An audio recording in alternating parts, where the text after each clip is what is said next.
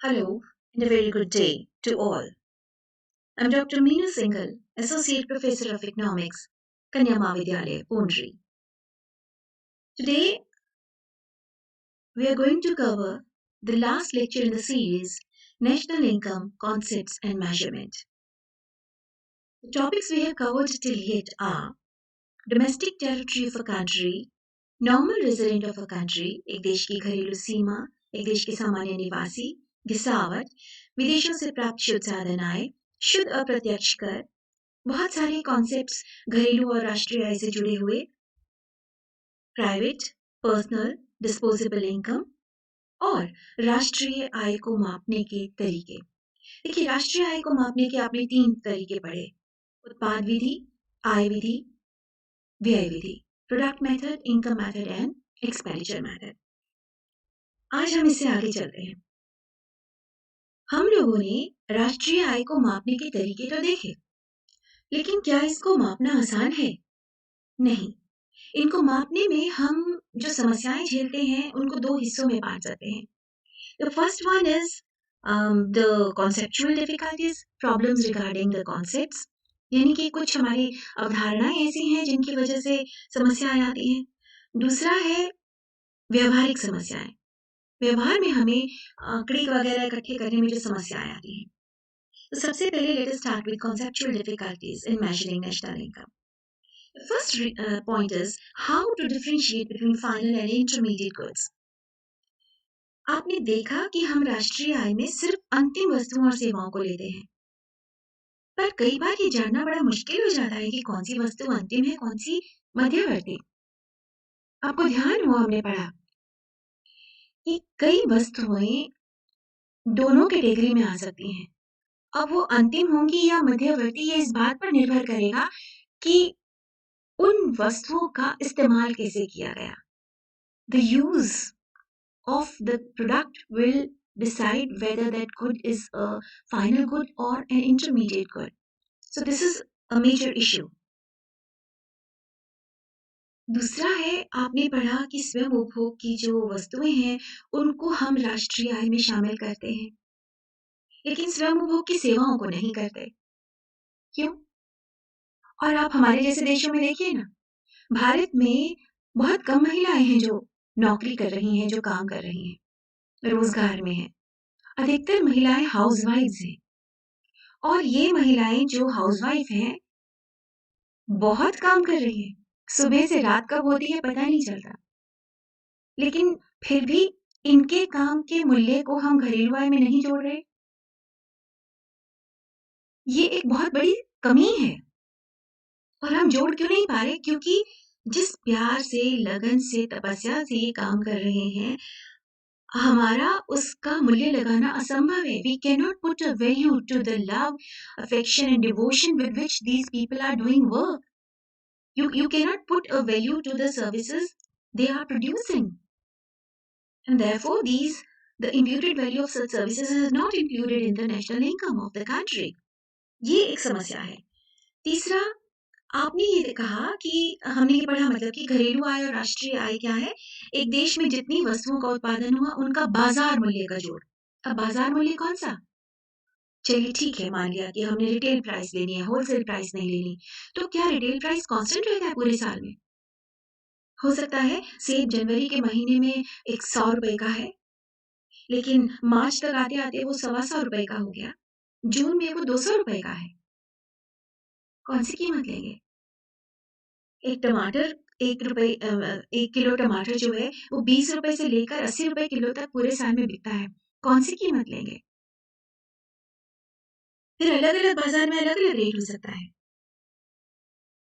अब एक ही वस्तु का रेट जो दिल्ली के चांदनी चौक में है, वही दिल्ली के पालिका बाजार में तो नहीं है, वही दिल्ली के साउथ एक्सटेंशन में तो नहीं है। जो एक आम दुकान पर वस्तु मिल रही है, क्या सेम रेट पर वही दुकान मॉल में मिलेगी?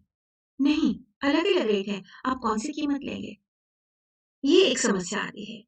फिर जो फॉरेन कंपनीज़ हैं, मान लेते हैं भारत में आप जानते हैं भारत में बहुत सारी विदेशी कंपनियाँ काम कर रही हैं।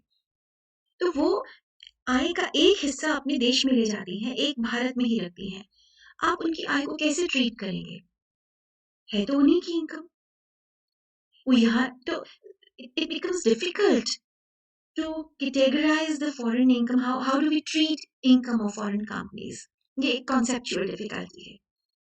इसके अलावा कुछ व्यवहारिक समस्याएँ आती हैं, जैसे कि जितने भी विकासशील देश हैं, उनमें ये समस्या ज़्यादा है, जो अर्धविकसित देश हैं, उनमें और भी ज़्यादा है। संगठित क्षेत्र के आंकड़े तो हमें मिल जाते हैं, लेकिन जहाँ तक असंगठित क्षेत्र है, हमारे पास उनके आंकड़े पूरे नहीं होते, और अगर आंकड़े पूरे कर भी लें, तो वो रिलायबल नहीं है। उन पर आप भरोसा नहीं कर सकते कि वो बिल्कुल सही होंगे। आधे-अधूरे होंगे और गलत होंगे। दूसरा, हमारे जैसे देशों में बहुत बड़ा हिस्सा एक ऐसा है जहाँ वस्तु विनिमय प्रणाली है आज भी। देखिए ना, हमारे खेतों में आज भी फसल की कटाई के समय मज़दूर को जो तनख्वाह दी जाती है, वो मुद्रा में नहीं, बल्कि कई बार जो कटी हुई फसल है, वही उनको दे दी जाती है। वो अनाज ही उनको मज़दूरी के रूप में दे दिया जाता है। और इस सिस्टम से सब खुश हैं, मज़दूर भी और मज़दूरी देने वाला भी, मालिक भी। लेकिन समस्या क्या है कि जो अनाज उन्होंने मज़दूरों को मज़दूरी में दे दिया, वो मानते ही नहीं कि वो सिर्फ़ उसी अनाज का मूल्य बताते हैं, जो उन्होंने बाज़ार में बेचा। जो मज़दूरों को मज़दूरी में दिया, उसको वो आय में बताते ही नहीं, और वो भारत की घरेलू आय में फिर जुड़ ही नहीं पाएगा। फिर है कि जो भी हम उत्पादन स्वयं उपभोग के लिए करते हैं। अब देखिए, बहुत सारी चीज़ें हैं, जैसे कि मैंने बोला कि मैं अपने ही मकान में रह रही हूँ, तो उसका किराया भी जोड़ना चाहिए। तो संभवतः कुछ लोग जोड़ लेते हों, पर बहुत लोग नहीं भी जोड़ते। सिर्फ़ इतना नहीं है, एक किसान ने 10 बोरी गेहूँ अपने घर के लिए रख लिया। 99% चांसेज़ हैं कि जब आप उससे पूछेंगे कि आपने कितना उत्पादन किया, तो वो सिर्फ़ वो उत्पादन बताएगा जो कि उसने बाज़ार में बेचा है। जो उत्पादन उसने अपने घर के लिए रख लिया, वो नहीं बताएगा। और फिर हम लोगों को देखिए ना, हम सबके घरों में, बहुत लोगों के घरों में कोई ना कोई वृक्ष लगा होता है, आम का, अमरूद का, जामुन, नींबू। हम एक साल में जो उससे उत्पादन होता है, या हम उपभोग करते हैं, या अपने पड़ोसियों को खिलाते हैं, क्या हम वो घरेलू आय में शामिल करते हैं? जब हमारे से सरकार हमारी आंकड़े पूछने आती है आय के, क्या हम बताते हैं कि हमारे घर अमरूद का पेड़ भी लगा हुआ है, उससे इस बार हमारे 4,000 के फल उतरे थे? नहीं। फिर इलिटरेसी, इग्नोरेंस, इस सब का एक कारण है अशिक्षा और अज्ञानता। हमें पता ही नहीं कि वो जोड़कर बताना है। तो और आप, बहुत सारे लोग हैं जो स्वयं रोज़गार में लगे हुए हैं, आप उनसे पूछिए कितनी आय है, आप रिक्शा पुलिस से पूछिए कितनी आय है, उसने हिसाब नहीं लगा रखा। एक मोची से पूछिए कितना, सड़क पर बैठकर एक दर्जी काम कर रहा है, आप उससे पूछिए उसने कितना कमाया, उसने नहीं जोड़ा हुआ, उसको अंदाज़ा नहीं है। टेंटेटिव बता देगा कि दिन में जी 150-200 कमा लेते हैं, 300 कमा लेते हैं। पूरे महीने में कितना कमाया, नहीं आइडिया। ये अज्ञानता। कई बार लोगों के पास बहुत सारे मतलब कई-कई रोज़गार कर रहे होते हैं। जैसे कि किसान है, 7-8 महीने तो उसने अपने खेत पे काम किया, 3-4 महीने कोई खेत पे काम नहीं है, तो वो कहीं मज़दूरी करने चला गया। या उसने अपने घर में पशु पाल रखे हैं। आप उससे पूछेंगे आपकी आय कितनी है, तो वो सिर्फ़ खेतों से होने वाली आय को बताएगा। वो नहीं बताएगा कि मेरे पास 2 भैंसें हैं, उनका दूध हमारा होता है। वो नहीं बताएगा कि 4 महीने में मज़दूरी भी करके आया था, मेरी उससे भी आय है। वो अपना जो मुख्य रोज़गार है, उसकी आय बता देगा। फिर अभी आप थोड़ी देर बाद पढ़ेंगे रियल नेशनल इनकम और मॉनेटरी नेशनल इनकम का कॉन्सेप्ट। तो हम लोग जब रियल नेशनल इनकम निकालते हैं, उसके लिए हम एक आधार वर्ष मान लेते हैं। आधार वर्ष वो है जिसकी कीमतों को हम स्थिर मान लेते हैं, जिसमें अ, और उस उन कीमतों के आधार पर हम इस चालू वर्ष के उत्पादन का मूल्य निकालते हैं। पर अगर आधार वर्ष में उस वस्तु का उत्पादन हो ही नहीं रहा था, तो फिर कैसे निकालेंगे? जैसे कि मान लेते हैं कि mobile phone, right? Mobile phone मान लेते हैं कि इसी साल आया है, पहले था ही नहीं और आधार वर्ष है हमारा 2010-11। 10-11 में मोबाइल था ही नहीं, तो मोबाइल की कीमत कैसे निकालेंगे आप, है ना? फिर लास्टली घिसावत। घिसावत एक ऐसा कॉन्सेप्ट है जिसके लिए कोई एक फिक्स्ड रूल नहीं है कि घिसावट कैसे मापेंगे। इसको मापने के कुछ तरीके हैं और हर कंपनी अलग-अलग तरीका अपना सकती है। सिर्फ इतना ही नहीं, एक और समस्या आती है। घिसावट देखिए मान लेते हैं मैंने एक मशीन खरीदी। आप जानते हैं कि एक मशीन 1 साल काम नहीं करती, कई साल काम करती है। तो मुझे लगता है मेरी मशीन 5 साल काम करेगी। तो मैं मान लेती हूँ कि हर साल 20% घिसेगी। लेकिन वो मशीन तो 8 साल चल गई। फिर कैसे ट्रीट करूँ? तो इस तरह की समस्याएँ आती हैं, जिस वजह से हमारे लिए राष्ट्रीय आय को सही तरीके से मापना मुश्किल हो जाता है। अब नया कॉन्सेप्ट मौद्रिक राष्ट्रीय आय और वास्तविक राष्ट्रीय आय। देखिए मौद्रिक राष्ट्रीय आय क्या है? वही जो आप अब तक पढ़ते आए हैं कि एक देश के सामान्य निवासी एक लेखा वर्ष में जितनी अंतिम वस्तुओं और सेवाओं का उत्पादन करते हैं, उनका बाजार मूल्य का जोड़। लेकिन बाजार मूल्य कौन-सा? चालू कीमतों पर। तो इस साल जो उनकी कीमत है ना, उस कीमत पर उसका क्या मूल्य आता है, उसको हम कहते हैं मौद्रिक राष्ट्रीय आय, nominal national income. So nominal national income or monetary national income is the market value of final goods and services at current prices produced in an accounting year by the normal residents of a country. Formula आप पढ़ चुके हैं। GDP at market price क्या पढ़ा था आपने? National income की बात करें तो वो क्या पढ़ा था? Price into quantity. हर जितनी भी वस्तुओं का उत्पादन हुआ गुणा में उनकी कीमत। Hence summation price into quantity. देखिए इस राष्ट्रीय आय में आप 2 चीज़ों का असर देखते हैं, एक कीमत का और एक क्वांटिटी का।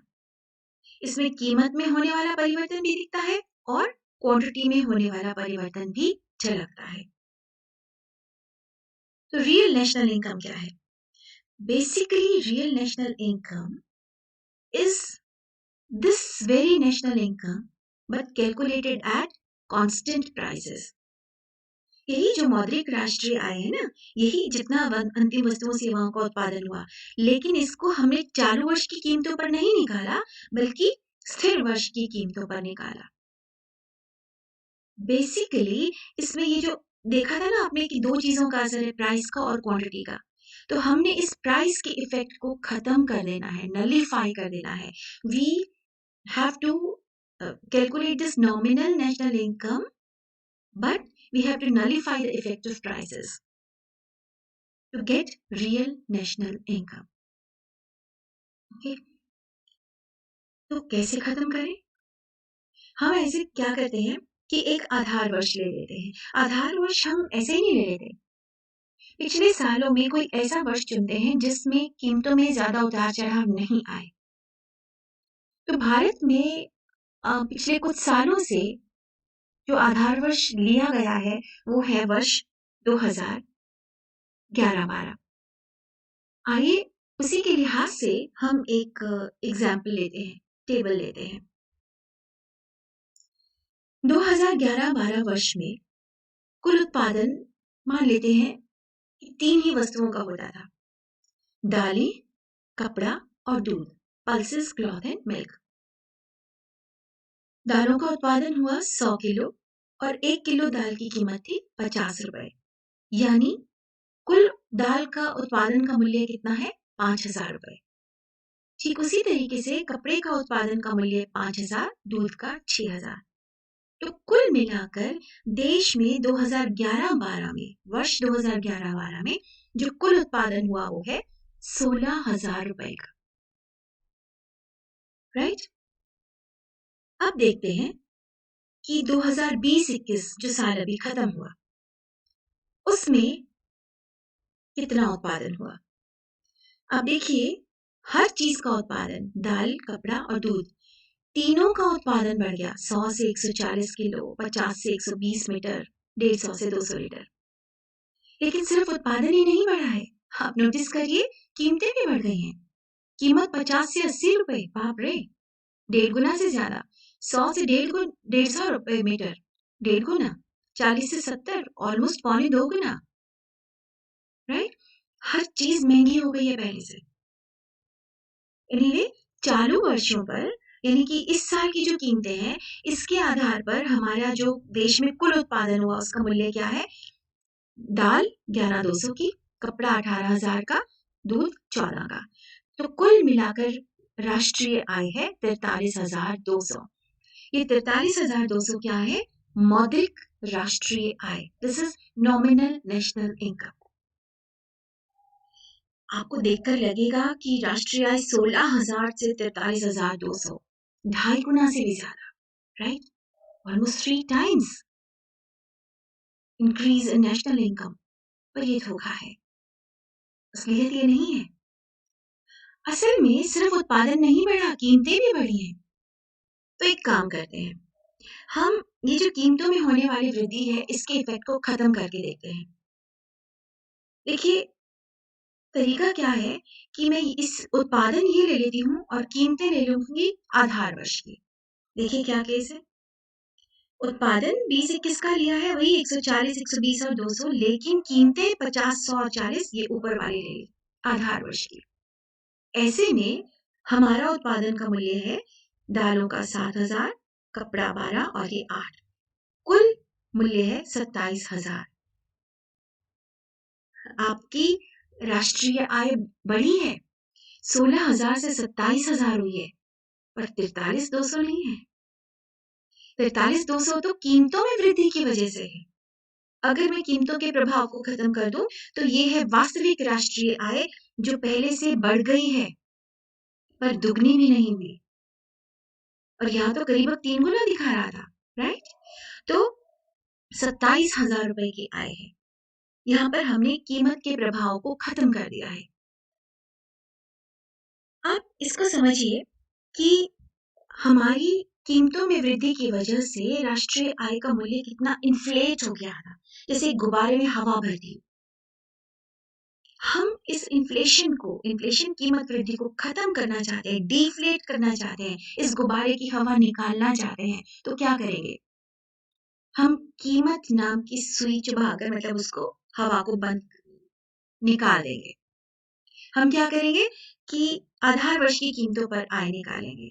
तो उसके लिए ये आय आए। तो इस आय को निकालने के लिए हम एक कॉन्सेप्ट नया लेकर आए हैं, जीडीपी डिफ्लेटर। यानी वो डिफ्लेटर, वो हवा निकालने वाला जो घरेलू आय में जो फालतू की कीमत वृद्धि की वजह से जो वृद्धि दिख रही थी ना, उस वृद्धि को वो कम कर देगा। तो जीडीपी डिफ्लेटर का कॉन्सेप्ट क्या है? This is equal to nominal GDP over real GDP. अभी पिछले कॉन्सेप्ट में देखिए आपका क्या था। नॉमिनल जीडीपी था 43,200, है ना, मौद्रिक आय, और वास्तविक आय थी 27,000। देखिए, तो नॉमिनल जीडीपी है 43,200 बटा में रियल जीडीपी 27,000। डिवाइड करके आपके पास वैल्यू आएगी 1.6। देखिए बच्चे, इसका मतलब क्या है? इसका मतलब ये है कि कुल मिलाकर हमारी जो मौद्रिक राष्ट्रीय आय है, वो वास्तविक राष्ट्रीय आय से करीबन 60% ज्यादा दिख रही है। ये क्यों है? क्योंकि इस दौरान 60% कीमतें बढ़ गई हैं। अब देखिए 1.6 वैल्यू आई है ना, अगर मैं इसको देखना चाहूँ परसेंटेज में, इसको 100 से गुणा कर देती हूँ। तो 1.6 into 100 इज इक्वल टू 160। 160 मतलब अगर आधार वर्ष में कीमतें 100 थी, तो आप देख सकते हैं अब कीमतें कितनी हैं? 160। कीमतें 60% बढ़ गई। इसीलिए आपकी जो मौद्रिक राष्ट्रीय आय है, वो वास्तविक राष्ट्रीय आय से 60% ज्यादा दिख रही है। असलियत में इतनी नहीं बढ़ी है, लेकिन दिख रही है इतनी ज्यादा। क्यों दिख रही है? क्योंकि इस दौरान कीमतें 60% बढ़ गई। This is known as GDP deflator. ठीक है। अगर आप इससे ये जानना चाहें कि ये तो जीडीपी डिफ्लेटर आया, अगर आप निकालना चाहें कि रियल जीडीपी क्या है, अगर आप जानना चाहें कि आपका नॉमिनल जीडीपी है, क्या है, वो कैसे निकाल सकते हैं? ये देखिए, रियल जीडीपी कैसे निकाला हमने? रियल जीडीपी निकालने का आसान तरीका है कि हमने इसको रियल जीडीपी को यहाँ ले आए, जीडीपी डिफ्लेटर यहाँ, तो nominal GDP divided by GDP deflator. और अगर आपको नॉमिनल निकालना हो तो जीडीपी डिफ्लेटर को यहाँ ले आइए, मल्टीप्लाई कर दीजिए, ये आपका नॉमिनल जीडीपी आ गया। आप इसको देखिए, रियल जीडीपी को ये है ना, ये वाला फॉर्मूला। देखिए इसी को मैं दोबारा कैसे लिखूंगी। जीडीपी डिफ्लेटर की जगह आजकल हम ये कॉन्सेप्ट इस्तेमाल करते हैं। पहले हम क्या यूज करते थे?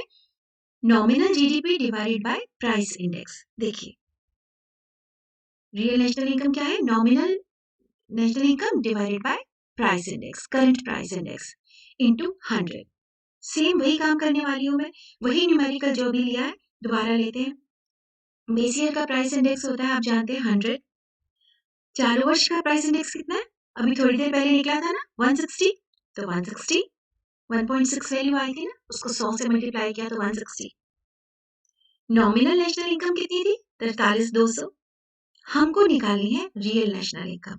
ये फॉर्मूला लगाएंगे और देखेंगे क्या आता है। रियल नेशनल इनकम क्या है? नॉमिनल नेशनल इनकम 43,200 बटा में करंट प्राइस इंडेक्स 160 गुणा में प्रतिशत निकालने के लिए आपने 100। आंसर आ गया, सॉरी, तो ये आपका आंसर आ गया 27,000 रुपए। तो कुल मिलाकर आपकी नेशनल इनकम कितनी बड़ी है? 27,000 रुपए। रियल नेशनल इनकम कितनी है? 27,000 रुपए। अब नया कॉन्सेप्ट, पर कैपिटा इनकम। देखिए, आप लोगों ने पढ़ा कि नेशनल इनकम क्या होती है, फिर आपने देखा कि नेशनल इनकम, मौद्रिक राष्ट्रीय आय जो है वो हमें थोड़ा भ्रम पैदा कर देती है। हमें ऐसे लगता है अरे वाह हमारी आय इतनी बढ़ गई, जबकि असल में क्या होता है कि कीमतें बढ़ी होती हैं। तो अगर हम जानना चाहते हैं कि रियलिटी में हमारा जीवन स्तर कितना बढ़ा, तो हमें मॉनेटरी इनकम नहीं बल्कि रियल इनकम देखनी चाहिए। तो ठीक है, रियल इनकम के कॉन्सेप्ट को समझ लिया। लेकिन अगर रियल इनकम जितनी बड़ी है, मान लेते हैं दुगनी हो गई, और जनसंख्या भी दुगनी हो जाए, तो क्या हमारा जीवन स्तर बढ़ेगा? नहीं, क्योंकि आपकी पर कैपिटा इनकम तो जितनी पहले थी आज भी उतनी ही है। यानी अगर मैं वाकई जानना चाहती हूँ कि भारत में रहने वाले लोगों का जीवन स्तर बढ़ा है या नहीं, तो मुझे सिर्फ नेशनल इनकम नहीं जानना, मुझे जानना है पर कैपिटा इनकम। औसतन एक आदमी की आय कितनी बढ़ी या कम हुई। तो पर कैपिटा इनकम का मतलब है एक व्यक्ति की औसत आय एक देश के अंदर, इनकम पर हेड। कैसे निकालते हैं? राष्ट्रीय आय बटे में जनसंख्या। तो यदि हम ये जानना चाहते हैं कि देश में लोगों का कल्याण बढ़ा या नहीं, तो हमको नेशनल इनकम से ज्यादा बेहतर जानकारी किससे मिलेगी? पर कैपिटा इनकम से। ओके, तो मैं बार बार कह रही हूँ, जीवन स्तर पता चलता है हमें रियल इनकम से, नेशनल इनकम से, पर कैपिटा इनकम से। तो इसका मतलब क्या जीडीपी यानी घरेलू आय कल्याण का सूचक है? Is GDP an index of welfare? Yes, exactly, बिल्कुल। लेकिन ध्यान से कुछ चीजों का ध्यान रखना है।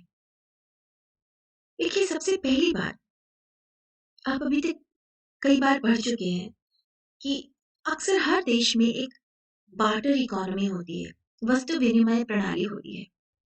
एक ऐसी अर्थव्यवस्था होती है जहां पर अभी भी वस्तु विनिमय चल रहा है। तो वो नॉन मॉनेटरी एक्सचेंजेस घरेलू आय में नहीं दिखाए जाते, इनके आंकड़े नहीं होते, इनको घरेलू आय में नहीं दिखाया जाता, लेकिन कल्याण तो इनसे भी बढ़ता है। तो इनसे होने वाले कल्याण में वृद्धि जीडीपी के माध्यम से नहीं दिखती। कल्याण में वृद्धि तो इससे भी होती है। The exchanges that take place within the barter economy also increase the welfare of a person. But these exchanges are not a part of GDP. Normally, they are not a part of GDP. They should be, yes, but they are normally not included in GDP. तो उस वजह से GDP से जो हमारा कल्याण दिख रहा है वो कम दिखेगा क्योंकि बार्टर इकोनॉमी वाला इसमें नहीं जुड़ा हुआ। दूसरा, आय का वितरण। अब देखिए आय तो भारत में बढ़ गई, लेकिन जितनी आय बढ़ी सिर्फ कुछ पूंजीपतियों के पास चली गई, आम आदमी का जीवन स्तर में बिल्कुल परिवर्तन नहीं हुआ। So if income increases, but this increase in income is skewed, the distribution of income is skewed. The increase in income, the benefits of increase in income have gone to a limited number of people. उससे कल्याण में वृद्धि नहीं होगी, बल्कि कल्याण कम हो जाएगा। जैसे जैसे अमीर और गरीब का फासला बढ़ेगा, वैसे वैसे गरीब के अंदर कॉम्प्लेक्सेस, घुटन बढ़ेगी और कल्याण कम होगा। तीसरा, आय की संरचना, कॉम्पोजिशन ऑफ इनकम। अब भारत में राष्ट्रीय आय बढ़ गई, घरेलू आय बढ़ गई, लेकिन बढ़ी कहाँ? उत्पादन किसका बढ़ा? हथियारों का। देश की सुरक्षा पर बहुत खर्च कर दिया। हाँ, वो जरूरी है हमारे लिए, लॉन्ग टर्म बेनिफिट है उसका, लेकिन इस समय तो हमारा जीवन स्तर नहीं बढ़ा ना। और देखने में कागजों में लगता है कि yes, national income has increased, so composition of income also matters. Then existence of black economy. मान लेते हैं मेरे पास 25 लाख रुपए हैं काले धन के। अब मेरी आय है, ना सिर्फ वो मेरा कल्याण बढ़ाती है, बल्कि जो काला धन है जो मैंने सरकार को नहीं बताया, इलीगल तरीके से कमाया है, सरकार से छुपा रखा है, मेरी घरेलू आय में हमने ये नहीं जोड़ा हुआ, भारत की घरेलू आय में ये नहीं जुड़ा हुआ, पर जब मैं इसको खर्च करती हूँ मेरा कल्याण तो बढ़ता है ना। तो ब्लैक इकोनॉमी के होने से भी कल्याण बढ़ता है, और अगर ये ब्लैक इकोनॉमी वाले लोग पकड़े जाएं और जेल में जाएं तो कल्याण कम भी होता है, right? So don't go for this, right? दूसरा है आपका absence of valuation of pleasure. देखिए आराम का भी तो मूल्य है। मैं कहूँ मैंने उत्पादन किया देश में और बहुत मेहनत की और देश में घरेलू उत्पादन बढ़ गया, राष्ट्रीय आय बढ़ गई, पर मेरा कल्याण नहीं बढ़ा, मैं थक गई, मैं बहुत परेशान हूँ, मैं डिप्रेशन में जा रही हूँ, ओवरवर्क कर रही हूँ, थक गई हूँ। मेरे लिए आज के डेट में आराम का ज्यादा मूल्य है, लेकिन अगर मैं आराम करती हूँ, काम करने के घंटे कम कर देती हूँ, तो घरेलू उत्पादन कम हो जाएगा। घरेलू उत्पादन बेशक कम होगा, पर मेरा कल्याण तो बढ़ जाएगा। तो जीडीपी जो है सिर्फ उत्पादन का मूल्य लगाता है, काम का मूल्य लगाता है, और उससे होने वाली कल्याण में वृद्धि को देखता है। पर कई बार आराम करने से जो कल्याण में वृद्धि होती है, वो इसके अंदर फिर नहीं शामिल होती। फिर एक्सटर्नलिटीज, बाह्य प्रभाव। देखिए बच्चे, बाह्य प्रभाव होते हैं कि हमारे काम से दूसरे को जो लाभ हो। जैसे कि यदि मेरे घर में बगीचा लगा हुआ है, फल भी हैं, फूल भी हैं, उससे ना सिर्फ मुझे फायदा होता है, मेरे पड़ोसियों को आसपास में भी फायदा होता है। तो फायदा दूसरों को हुआ, लेकिन वो इस फायदे का मुझे कोई भुगतान नहीं करते। ठीक उसी तरीके से उत्पादन की प्रक्रिया के दौरान बहुत सी ऐसे बाह्य प्रभाव भी होते हैं जो समाज को नुकसान पहुंचाते हैं, जैसे पोल्यूशन। मैंने एक कारखाना, हाँ, मेरे घर में जनरेटर लगा हुआ है। जब लाइट जाती है तो आसपास किसी के पास जनरेटर नहीं है, मेरा जनरेटर चलता है और बहुत शोर करता है। एग्जाम डेज चल रहे हैं, पड़ोसियों के बच्चे पढ़ नहीं पा रहे हैं, पर मेरा जनरेटर चल रहा है। वो बच्चे मेरे ऊपर फाइन तो नहीं लगा सकते ना, लेकिन उनका कल्याण कम हो रहा है। तो इस तरीके से जो एक्सटर्नलिटीज हैं, प्रोडक्शन तो हो रही है, लेकिन उससे जो पॉल्यूशन हो रही है वो वेलफेयर को कम कर रही है, और जो प्रोडक्शन हो रहा है उससे वेलफेयर बढ़ रहा है। तो प्रोडक्शन वाला वेलफेयर तो हम जोड़ रहे हैं, लेकिन पॉल्यूशन वाला वेलफेयर कम तो नहीं कर रहे। And lastly, purchasing power parity. बच्चे देखिए, मान लेते हैं मैं 20,000 रुपए कमा रही हूँ करनाल में, आप 20,000 रुपए कमा रहे हैं दिल्ली में, और आपके एक मित्र हैं जो 20,000 रुपए कमा रहे हैं वॉशिंगटन में। आप जानते हैं, हम तीनों बराबर कमा रहे हैं, फिर भी सबसे बेहतर मैं हूं। क्यों? क्योंकि करनाल सबसे सस्ता शहर है, दिल्ली उससे महंगा और वॉशिंगटन उससे भी महंगा। तो मैं 20,000 रुपए में जितनी वस्तुएं सेवाएं खरीद पाती हूँ, आप दिल्ली में रहकर उतनी नहीं खरीद पाएंगे और आपके मित्र वॉशिंगटन में रहकर आपसे भी कम खरीद पाएंगे। तो उस वजह से बावजूद इसके कि घरेलू आय मतलब आय हम तीनों की बराबर है, कल्याण में फर्क है, हम तीनों का फर्क है। इसको हम कहते हैं परचेजिंग पावर पैरिटी, मतलब परचेजिंग क्रय शक्ति हमारी अलग अलग है। So this is all about GDP. आइए कुछ न्यूमेरिकल करते हैं। एक न्यूमेरिकल लेते हैं कि ये कच्चा माल है, गिरावट है, ये सब आपको इन्फॉर्मेशन दी हुई है और आपको निकालना है net value added at factory cost. ठीक है, नेट वैल्यू एडेड मतलब NNP, net national productive value factory cost. तो आप जानते हैं पहले हम ग्रॉस वैल्यू एडेड निकालते हैं मार्केट प्राइस पे। ये क्या होता है? ग्रॉस वैल्यू एडेड क्या होता है? याद है? Value of output minus intermediate consumption. अच्छा, वैल्यू ऑफ आउटपुट क्या होता है? Sales plus change in stock minus intermediate consumption. अब सेल कितनी है? देखिए 200 की। ठीक है, और चेंज इन स्टॉक क्या होता है? Closing stock minus opening stock. तो क्लोजिंग 10 का और माइनस ओपनिंग 20 का, तो 10 माइनस 20। फिर इंटरमीडिएट कंजम्पशन कितनी है? परचेज ऑफ मटेरियल 20 का और इंटरमीडिएट कंजम्पशन 35 की। क्या जोड़ेंगे? क्या कम करेंगे? सिर्फ 35। क्योंकि मध्यवर्ती उपभोग में देखिए ये क्या है? कच्चा माल है। कच्चा माल खरीदा, पर मध्यवर्ती उपभोग में सिर्फ कच्चा माल नहीं है, बिजली, स्टेशनरी का सामान और अन्य चीजें जैसे ट्रांसपोर्टेशन वगैरह वो सब है ना? तो ये जो 20 रुपए है, 20 करोड़ का जो सामान है कच्चे माल का, ये आपको कंफ्यूज करने के लिए डाला है। Basically this is already included in this 35 crore. तो आप हिसाबत कम कर देंगे 35 करोड़, आंसर आ गया आपके पास 155। पर आपको क्या निकालना है? नेट वैल्यू एडेड, और वो भी फैक्टर कॉस्ट पर। तो इससे नेट वैल्यू एडेड निकालेंगे कैसे? फॉर्मूला क्या है? Net value added factor cost, gross value added market price पे, है ना, माइनस ग्रॉस से नेट निकालना हो तो क्या करते हैं? घिसावट कम कर दी। हो गया। फिर मार्केट प्राइस से फैक्टर कॉस्ट निकालना हो तो क्या करेंगे? नेट इनडायरेक्ट टैक्सेस कम कर देंगे। तो घिसावट कितनी है? 15 कम कर दी 155 में से। नेट इनडायरेक्ट टैक्सेस, अप्रत्यक्ष कर कितने लगे? एक्साइज टैक्स 32 का, माइनस सब्सिडी, सब्सिडी इसमें दिखाई ही नहीं हुई। तो आपका आंसर आ गया 155 माइनस 15 माइनस 32 यानी 108। दूसरा न्यूमेरिकल है, ये आय विधि से आपको दे रखा है कि इसमें आपको नेशनल इनकम निकालनी है। अब नेशनल इनकम क्या होती है? Net national product at factor cost, right?